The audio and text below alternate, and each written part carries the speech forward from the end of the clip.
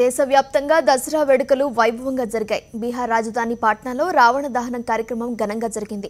గాంధీ మైదానంలో జరిగిన ఈ కార్యక్రమంలో వేలాది మంది పాల్గొన్నారు.